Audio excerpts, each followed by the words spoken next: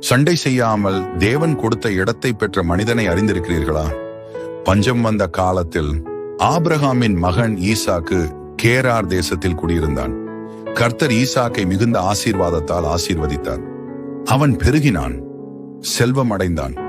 அதை பார்த்த பிலிஸ்தியர்கள் பொறாமை கொண்டார்கள். ஆபிரகாம் தோண்டியிருந்த கிணறுகளை அவர்கள் மண்ணால் நிரப்பினார்கள். ஈசாக்கு மீண்டும் கிணறு தோண்டினான்.